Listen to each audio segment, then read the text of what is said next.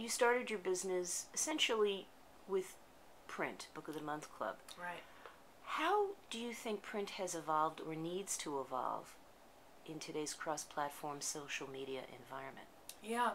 Well, I think most of us believe that new media channels or communications media channels, as they come along, with a few exceptions, tend to be additive rather than replacement channels. So as marketing communicators, we're all in a much more complex world. We need to understand the strengths, weaknesses, and best applications of each channel and apply it as best we can in an integrated way, because we know that our target audiences consume brand messages through a variety of media. Print, I think, still has an important role to play.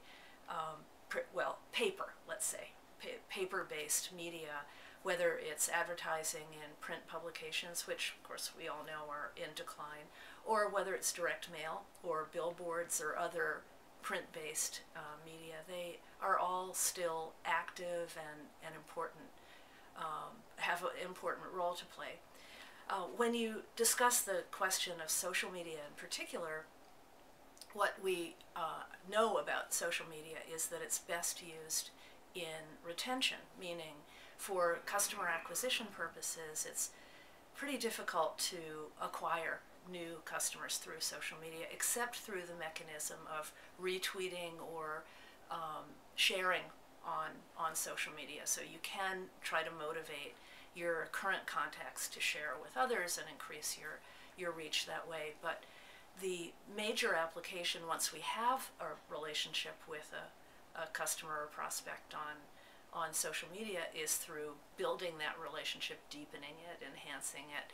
And print media can still play a very important role in customer acquisition, cold prospecting, and the same is true for direct mail. So they each have different applications to offer. In your opinion, then, which is the best medium to use for customer acquisition as opposed to enhancement?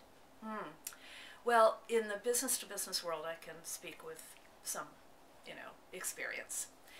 And it's my experience that the top media channels for B2B customer acquisition, meaning cold prospecting, are the following.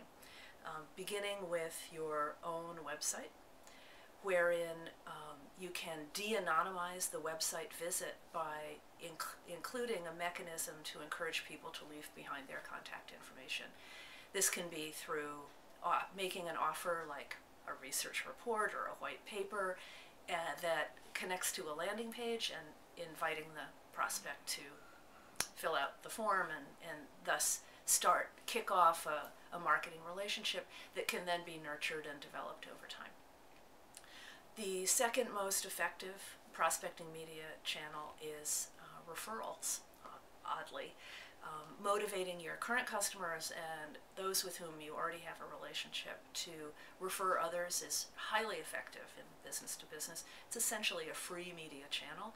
The only problem is that you can't really build enough business through that channel as highly qualified and as low cost as it is to run or to meet your revenue objectives and the sales quota. So the most widely used and most effective scalable media channels are outbound phone, direct mail, and trade shows. And those three are sort of the workhorse media of the B2B prospecting world. Very effective. Social media can be an addition in all of those areas, especially in the B2B world. Social media is especially effective in lead qualification and lead nurturing. So in thinking about these different venues, more people are getting mobile phones, so it's hard for direct calling. And trade shows are sort of localized in that you have to travel here and there to make your presence. So I guess it's eventually scalable, but it sounds expensive. Would you say that there's another developing way of effective B2B that's national or international that's cost effective? Yeah, oddly, it's direct mail, believe it or not. The direct mail world is so effective in business to business because the list industry is so mature. You can find any prospect that you want on a database somewhere. Database development in the business to business world is moving in very exciting new directions. For example, there are data developers now that are looking at I guess Facebook calls it the social graph of a prospect, and developing real-time prospecting lists for business-to-business marketing use based on actual online behavior of business people, which is different from the static B2B compiled data files that have been the bread and butter of outbound communications for many years. But to me,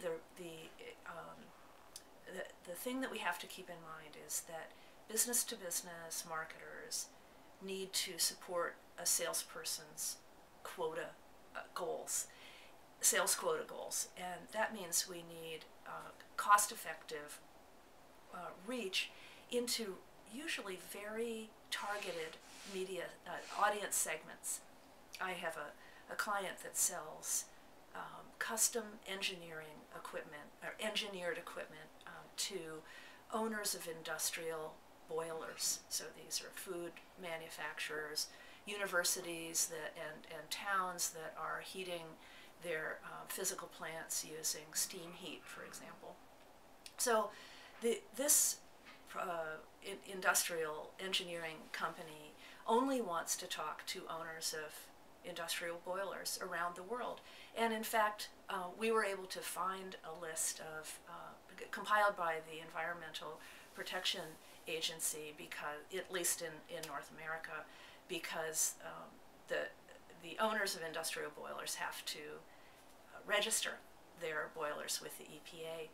But I use that as an example because most B2B marketers are going for fairly narrow niches. They're looking for certain industry sectors, certain company sizes, certain departmental characteristics like IT departments, certain levels of decision makers, whether it's senior executives or middle managers. And those names tend to be available through either compiled data sourced over the phone or through the internet, and that information tends to be relatively easy to access. Now, you mentioned trade shows, and that category tends to absorb around 18 to 25% of the typical B2B marketing budget, believe it or not.